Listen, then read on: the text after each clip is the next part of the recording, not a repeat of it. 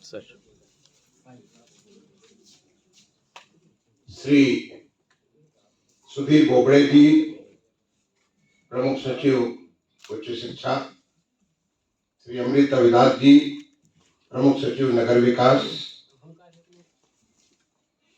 स्वाति राव जी जो as an expert यहाँ पे आई है, Manohar Parrikar Institute of Defence Studies and Analysis New Delhi से, मंच पर उपस्थित हमारे अन्य महानुभावगण, लखनऊ विश्वविद्यालय के रजिस्ट्रार श्री मेधावी जी, आज के इस कॉन्क्लेव में उपस्थित हमारे विभिन्न विश्वविद्यालयों से, कॉलेजेस से या अन्य क्षेत्रों से आए हुए शिक्षाविद साथियों,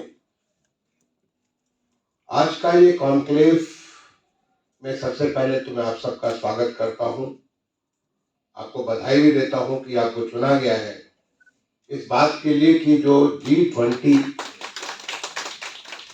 का आयोजन किया जा रहा है पूरे देश में, जिसके लिए हम सबको बहुत ही गर्व है।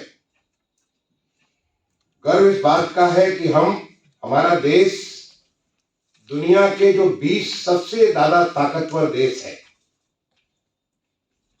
आप सब उसको जानते हो कि आप पठन पाठन कराते हैं, आपको तो जानकारी मुझे बताने की जरूरत नहीं है। बड़े दुनिया के सबसे अधिक ताकतवर देश है, ऐसे देश जहां पे लगभग 460 करोड़ लोग रहते हैं, ऐसे देश जहां पे दुनिया का 75%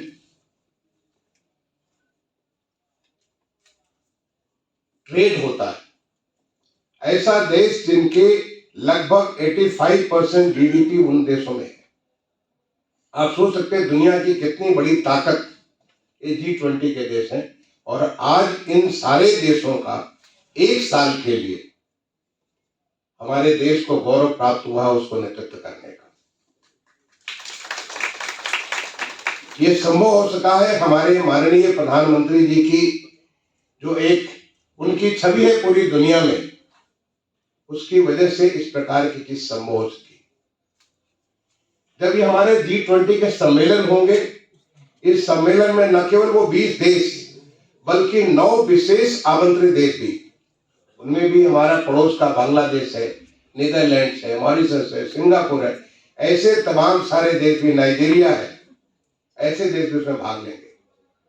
दुनिया के जितने भी इंटरनेशनल ऑर्गेनाइजेशंस हैं, चाहे वो यूनाइटेड नेशंस के ऑर्गेनाइजेशंस हो या अन्य प्रकार के, आप सबको मालूम होगा जो तमाम सारे ऑर्गेनाइजेशन है, उन सारे ऑर्गेनाइजेशंस के हेड्स ऑफ ऑर्गेनाइजेशंस भी इस G20 के समिट में भी और G20 के जो तमाम सारी बैठकें उसमें भाग लेंगे।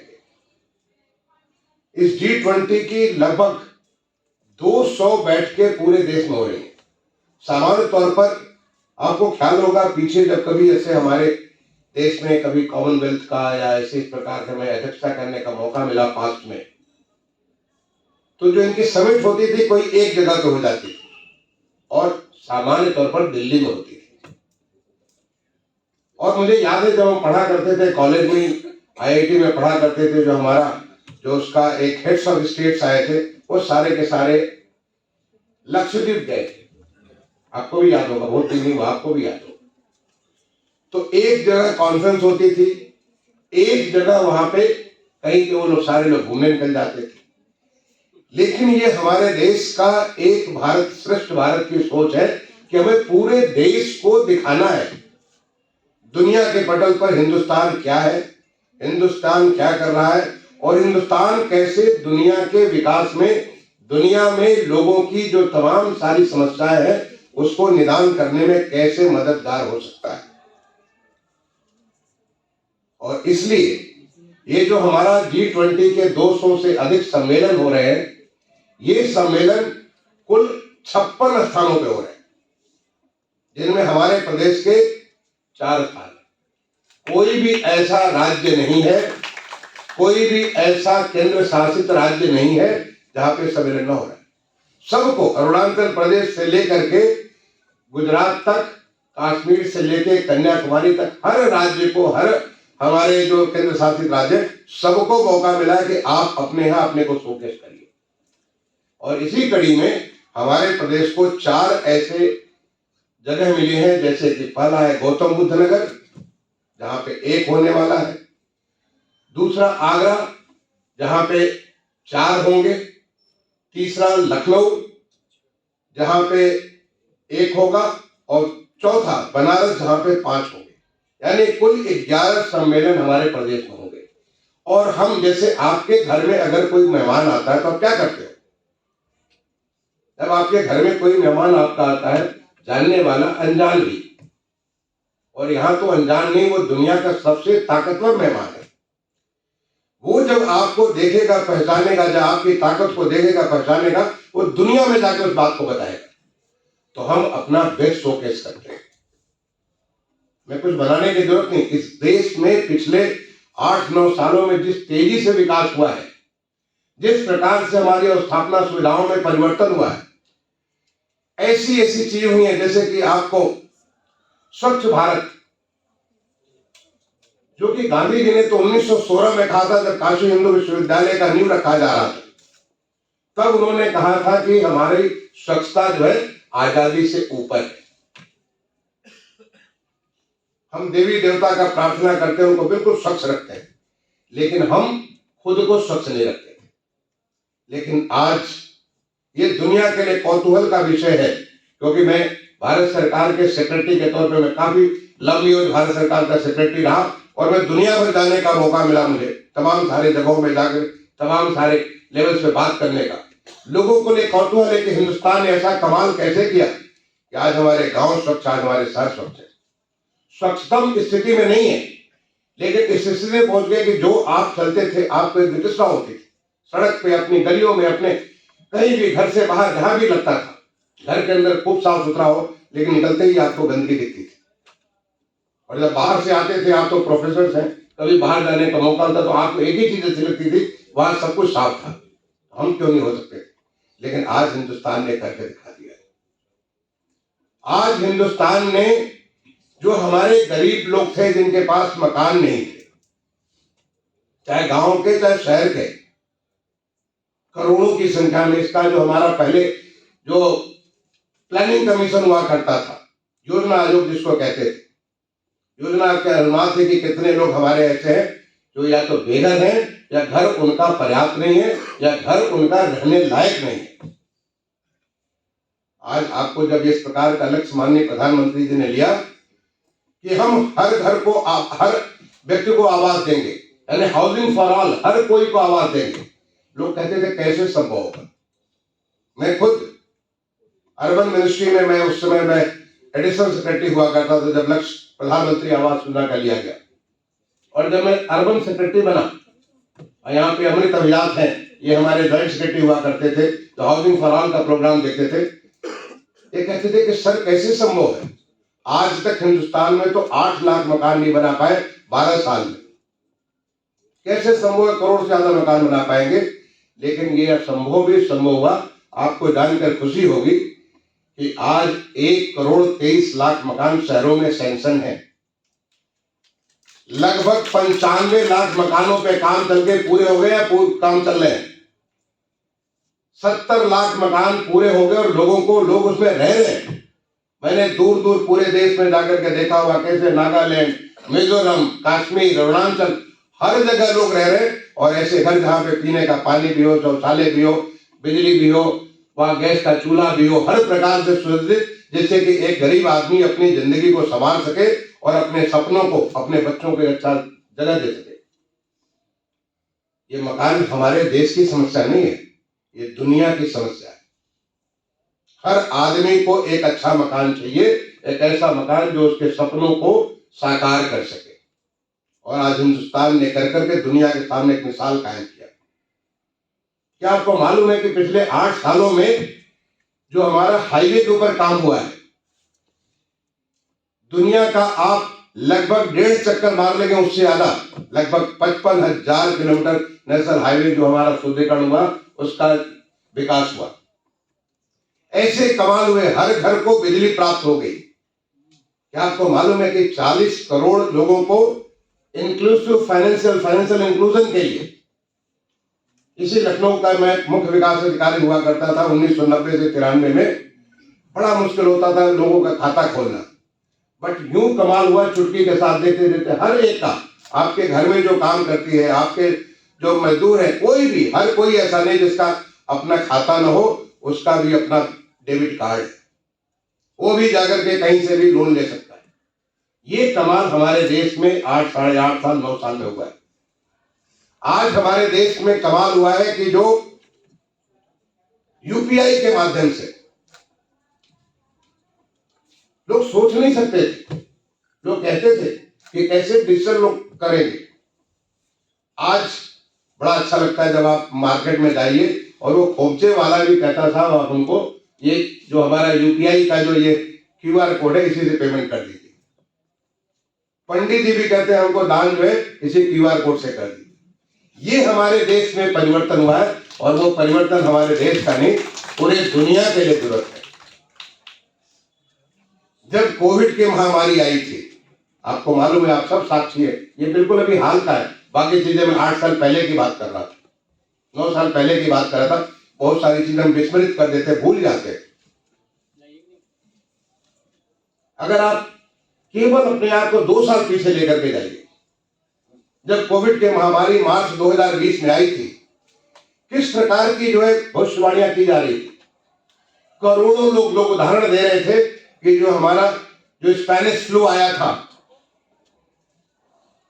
20वीं सदी के शुरुआत में, लोग कह रहे थे करोड़ों लोगों का यहाँ पे मृत्यु हो गई, और इस बार तो 2-4 करोड़ लोग मारे जाएंगे, क्योंकि भारत में न तो हमारे पास उतनी अच्छी सुदृढ़ स्वास्थ्य व्यवस्था है, न तो हमारे पास उतने अच्छे अस्पताल हैं, न हमारे पास उतने लोग हैं, न हमारे पास वो सुविधाएं हैं जो कर सकते हैं।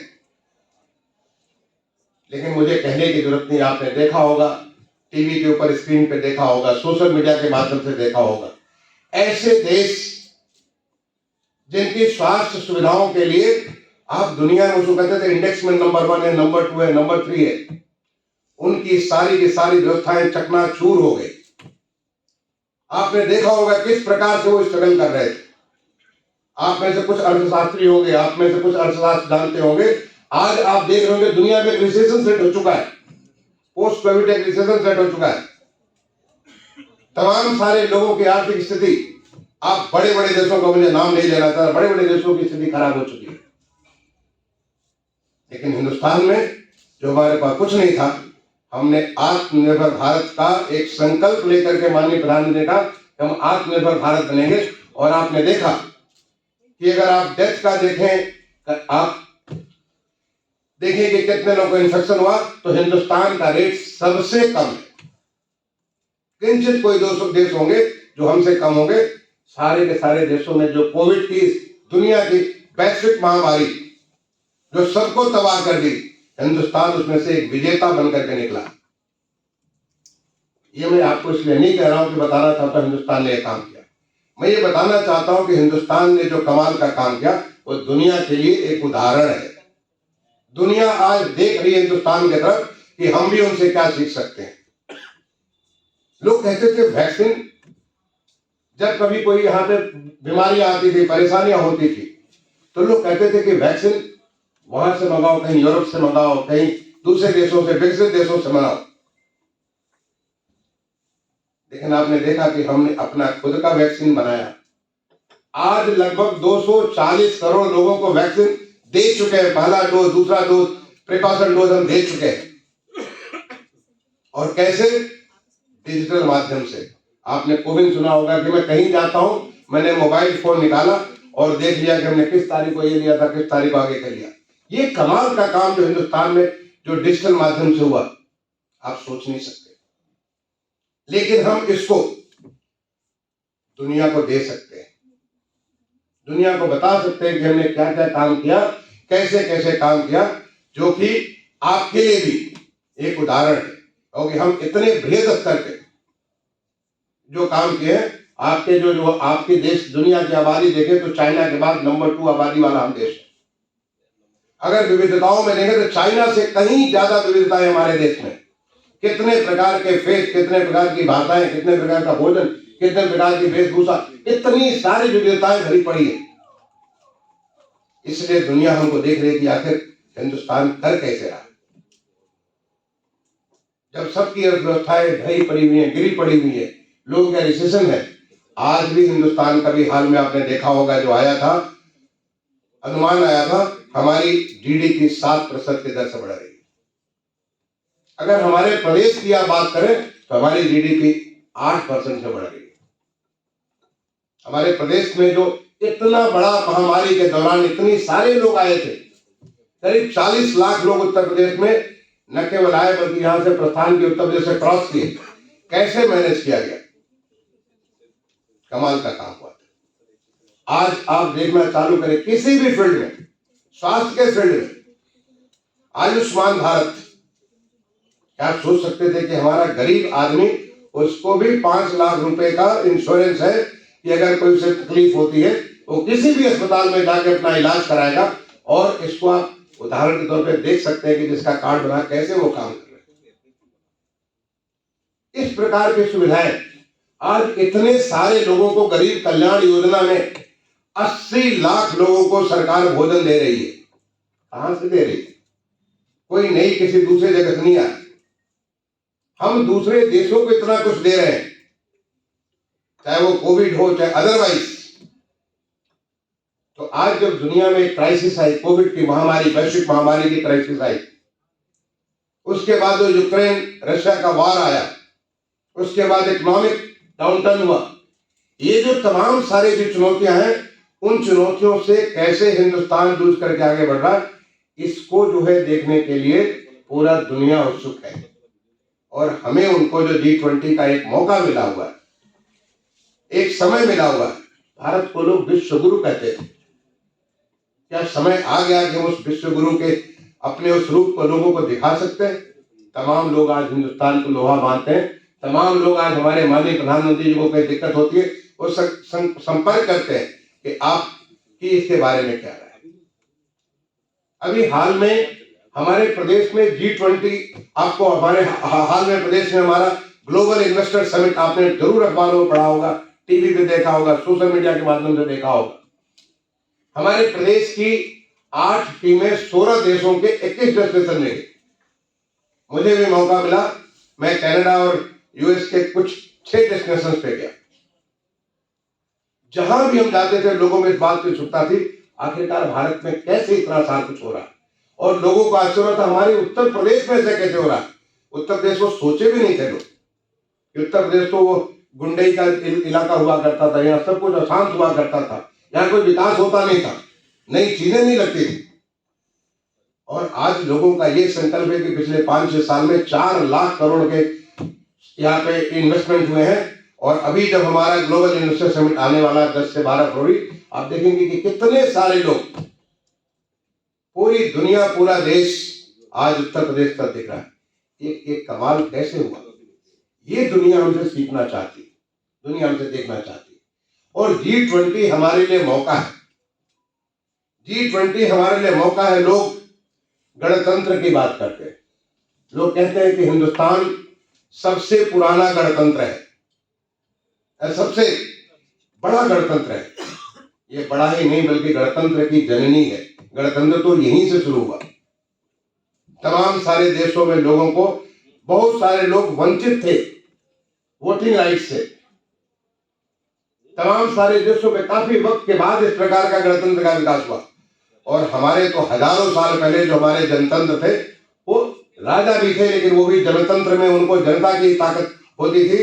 भगवान राम भी जनता को देख करके काम करते थे। जो हमारी पौराणिक रामायण की कथा है, अगर आप अगर महाभारत में देखें, वहां भी जनतंत्र थे, तमाम सारे राज्य थे, वो जनतंत्र थे। तो हम तो जनतंत्र की जननी थी। मैंने यहाँ के विश्वविद्यालय के जो कुलपति महोदय हैं, उनसे मैंने अनुरोध किया कि इसके ऊपर एक सेमिनार कराइए। और मेरे कहने पर उन्होंने एक सेमिनार कराया कि हम लोकतंत्र की जननी है, हिंदुस्तान लोकतंत्र दुनिया के सामने हम रखना चाहते हैं कि हमारा इतिहास आज से 2000 साल पहले, 2500 साल पहले भी यहाँ पे जनतंत्र हुआ करता था। राजशाही भी थी, लेकिन वो भी जनतांत्रिक राजशाही थी। जनता की बातों को सुनकर, जनता की बातों को समझ करके वो काम करते थे, उसके ऊपर उन्होंने कराया और मेरे सामने उसके जो निष्कर्ष निकले वो भी मेरे सामने आएंगे। तो हमें तो दिखाने के लिए बहुत कुछ, हमारी जो सभ्यता है, हमारी विरासत है, हमारी जो संस्कृति है, हमारी आध्यात्मिकता है, इतना सब कुछ है।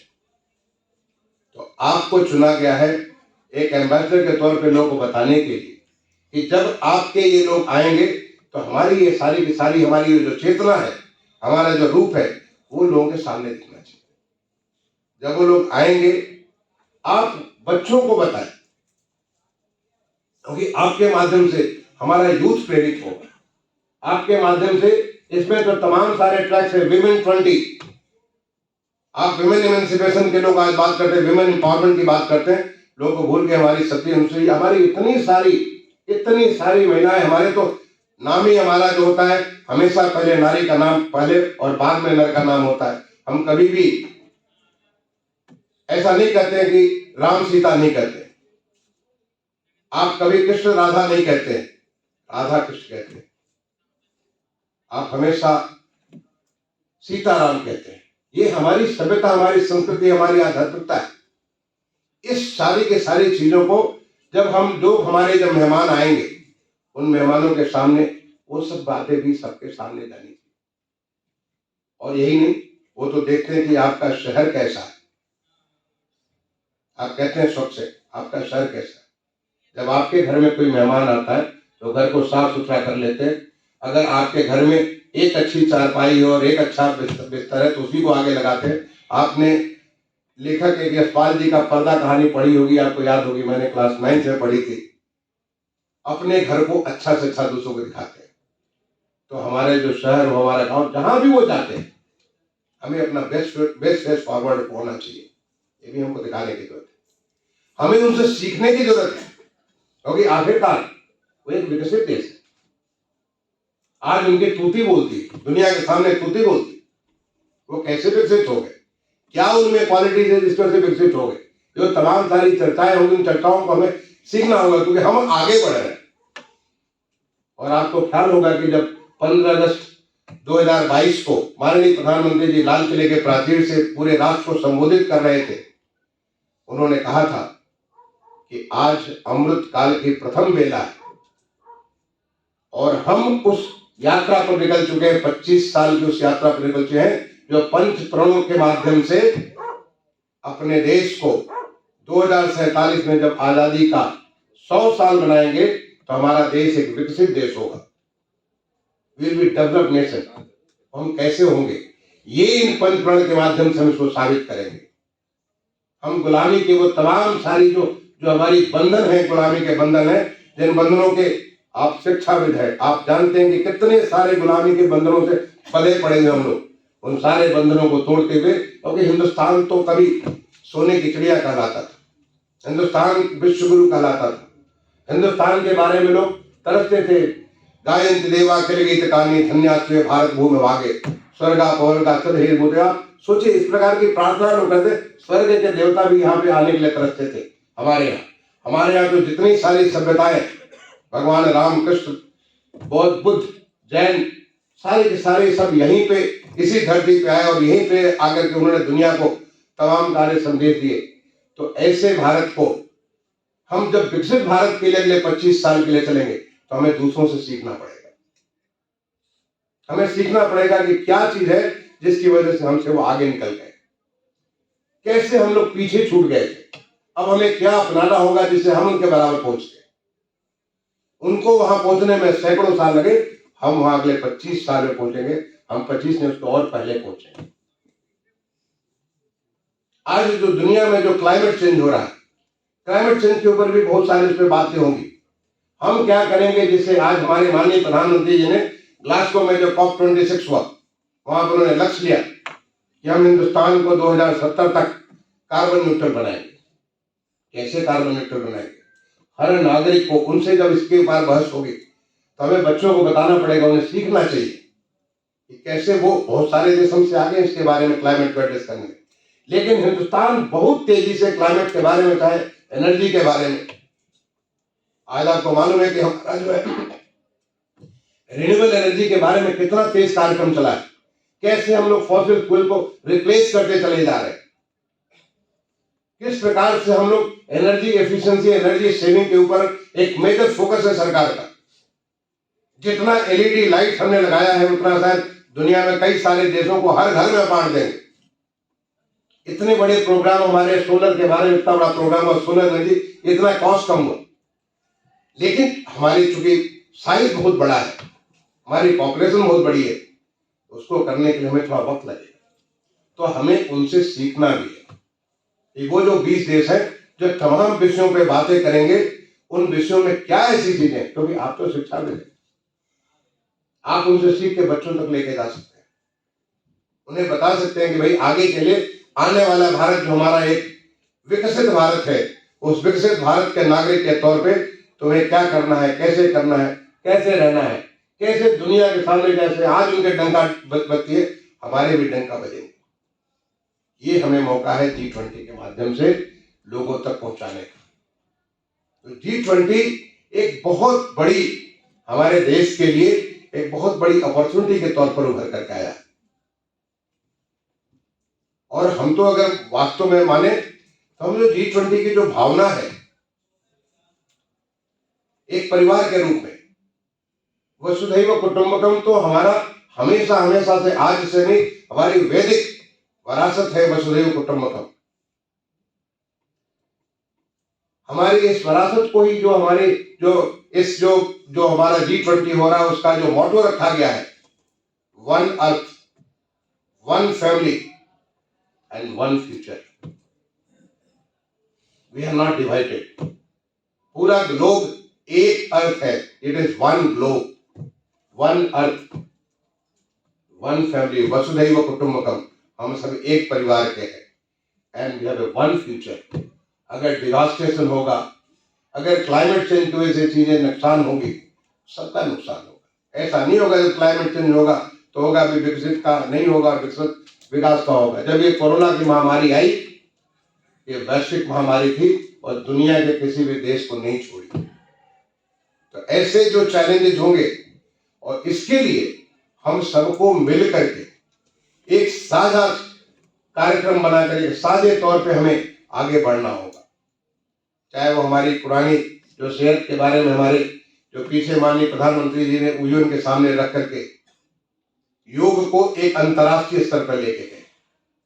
आज हमारी जो आयुर्वेद, आपको मालूम होगा जिस प्रकार से हमारी, क्योंकि ये हमारी विधाएं हैं, हम अपनी विधाओं को भूल गए, उस विधा को आज ये दुनिया के पटल पे जा रही। लोग को आश्चर्य हो रहा है कि कैसे इन चीजों को आप इसको कैसे प्रयोग कर रहे हैं, बहुत सारी चीजें। तो हम एक तरफ उनको वो देंगे और दूसरी तरफ उनकी उन अच्छाइयों को लेंगे, उन चीजों को सीखेंगे कि आखिर क्या किया उन्होंने, कैसे किया उन्होंने। आज हमारा खेल में बहुत अच्छा, पीछे चाहे कॉमनवेल्थ गेम्स हो, चाहे एशियन गेम्स हो, चाहे ओलंपिक्स हो, सब में हमने बहुत अच्छा किया, लेकिन अभी भी हमें बहुत लंबा रास्ता हासिल करना है। तो उनमें क्या ऐसी खासियत है जिससे वो पहुंचे, हम वहां कैसे पहुंचेंगे। हम प्रयास कर रहे हैं, उस प्रयास में और क्या अच्छा कर सकते हैं, ये हमें करने की जरूरत है। आप सबसे मैं ये भी चाहूंगा, ये तो हमारा कार्यक्रम, जैसे इसका पहला कार्यक्रम हमारे उत्तर प्रदेश में होने जा रहा है, वो पहला कार्यक्रम होने जा रहा है 11 और 12 तारीख को आगरा में, और वो विमेन के ऊपर।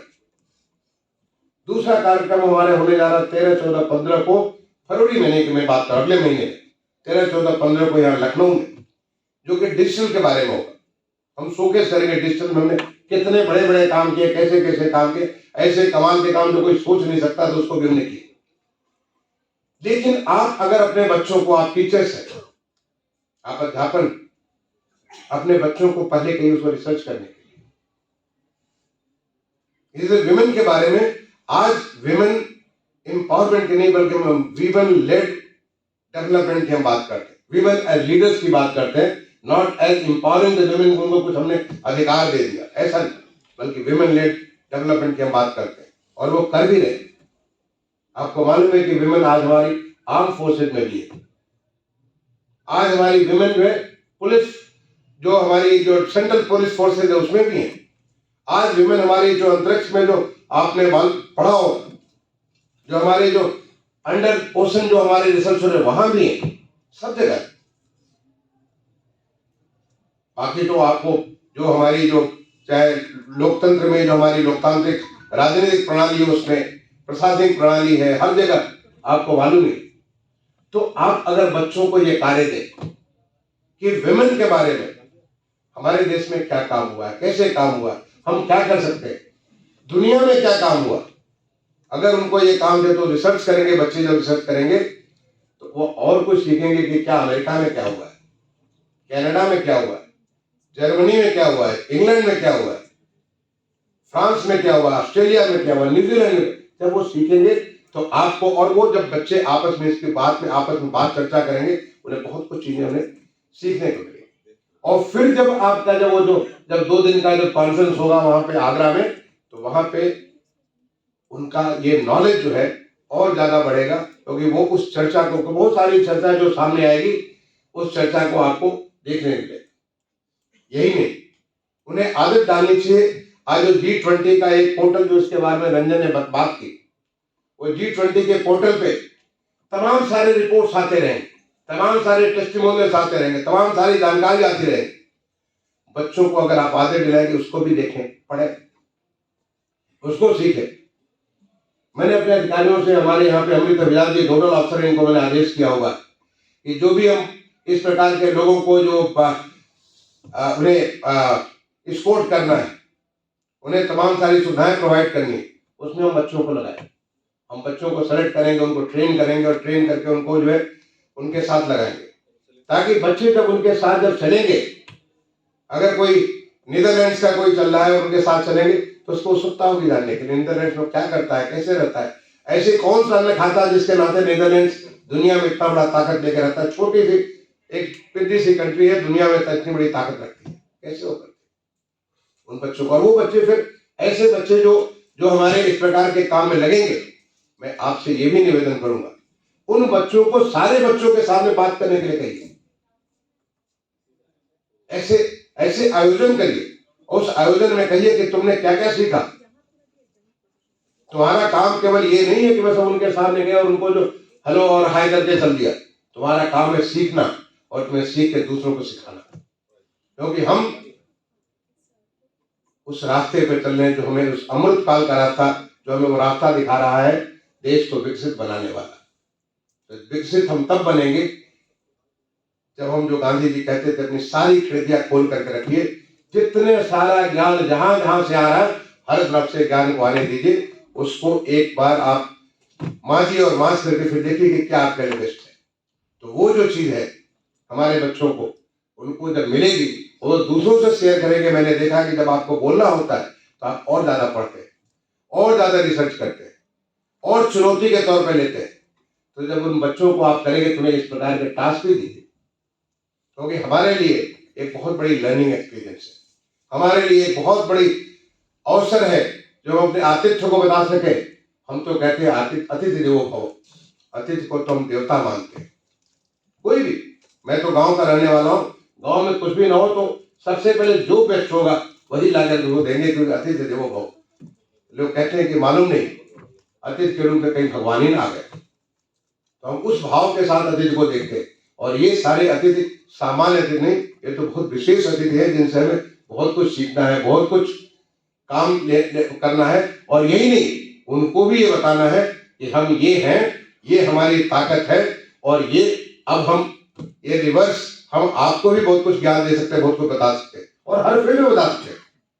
मैं उदाहरण देना चाहूंगा, जब स्मार्ट सिटी के बारे में आपको याद होगा 2014 के इलेक्शन के पहले माननीय प्रधानमंत्री जी ने जब इलेक्शन के पहले वो कुछ बातें करते थे अपने राजनीतिक बैठकों में कि हम देश में इतने स्मार्ट सिटी बनाएंगे, और जब सरकार बनी 2014 में, उसके बाद हमारे मंत्रालय को, उस जमाने में मैं अर्बन डेवलपमेंट मिनिस्ट्री में एडिशनल सेक्रेटरी हुआ करता था, ये काम दिया कि हमको स्मार्ट सिटी बनाना। हमें समझ में नहीं आती थी कि स्मार्ट सिटी होता क्या, स्मार्ट सिटी बनेगा कैसे, कहेंगे किसको स्मार्ट सिटी। 1 साल लगे हमें दुनिया के देशों से समझने के लिए, तमाम सारे एक्सपर्ट से समझ बूझ करके करने के लिए। 2014 की बात जाके 2015 में हमने उसको लॉन्च किया। माननीय प्रधानमंत्री जी जून 2015 में लॉन्च किया, लेकिन 2015 में हम चीजों को सीख रहे थे। आज हमारे जो स्मार्ट सिटी के ऐसे तमाम सारे हमारे शहर हैं जो बहुत सारे लोगों को बहुत सारी बातें बता सकते हैं। Smartness is nothing but to get the best out of the whatever is available with you. हमारे सिटीजन्स को अच्छी जिंदगी दे सके, जितना भी आपके पास संसाधन है उन संसाधनों से कैसे अच्छा सत्ता दे सकते हैं, तो कैसे अपने रिसोर्सेज को बेस्ट तरीके से मैनेज कर सकते हैं, दैट इज द स्मार्टनेस। एक अच्छी गृहिणी वो होती है जो सीमित संसाधन में अपने परिवार का बेस्ट पोषण कर सकती है। और मैं नहीं कहूंगा, खराब तो नहीं कहूंगा, लेकिन स्मार्ट गृहिणी वो नहीं होती है जो तमाम सारे संसाधन के बावजूद हमेशा कमियों से जूझती रहती है। ये हमारे स्मार्टनेस है कि जो आपके पास है उससे आप कैसे बेस्ट कर सकते हैं। तो हम बहुत कुछ चीजें इतनी हमारी लर्निंग पिछले 8 साढ़े 8 साल में, और हर फील्ड में मतलब मैं बता सकता हूं, मैं अर्बन में मैं बता सकता हूं कि जैसे हमारे मेट्रो के फील्ड में इतनी तमाम सारी नई टेक्नोलॉजी हमने डेवलप किया जो हम आत्मनिर्भर ही नहीं बल्कि दुनिया को हम दे सकते हैं, दुनिया को दे रहे हैं। और ऐसे हर फील्ड में एक नया जोश आया हुआ है जो कि हमारे देश में वो सारा का सारा एक टीम इंडिया के रूप में एक नई चीज करने का एक जज्बा आया हुआ है। और वही जज्बा दिखाया जो हमने कोविड की जो हमने चैलेंज को एड्रेस किया, वही जज्बा सामने आया कि बहुत सारे जो हमारे पास था नहीं, वेंटिलेटर थे नहीं, हमने नए वेंटिलेटर्स बना लिए। हमारे पास फला चीज नहीं, हमने वो चीज बना लिया। पीएसए प्लांट सारे बना लिए। तो ये कमाल का ये जज्बा जो हिंदुस्तानी जज्बा है, वो जज्बा वो हमें लोगों को हम दिखा सकते हैं। तो जो G20 का जो अवसर है आप लोगों को, because you are ambassadors now, आप लोगों को चुना गया। मैं नहीं जानता कि कैसे बोबड़े साहब ने चुना है, उनको चुनने का क्या तरीका है, क्या पैमाना, मुझे नहीं जानता, लेकिन जैसे भी चुना आपको उन्होंने एक एम्बेसडर के तौर पर चुना।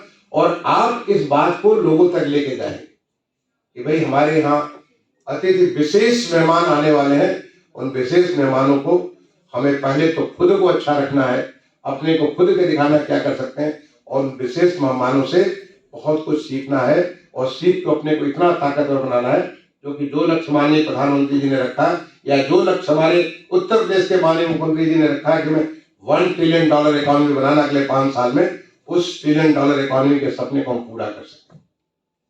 ये हमें करना है। और कैसे कर सकते हैं? एक अच्छे तीरंदाज से ही आप तीरंदाजी सीख सकते हैं। ऐसे विकसित देश से आप विकास के अच्छे गुण को सीख सकते हैं, वो हमें सीखना है। तो मैं इस अच्छे कार्य के लिए आपको चुना गया, इस कार्य के लिए मैं आपको बहुत बहुत बधाई देता हूं। साथ ही साथ अभी 2 दिन के बाद हमारा गणतंत्र दिवस है, बहुत महत्वपूर्ण 74वां हमारा गणतंत्र दिवस है, उसकी भी आपको मैं शुभकामनाएं देता हूं। और आज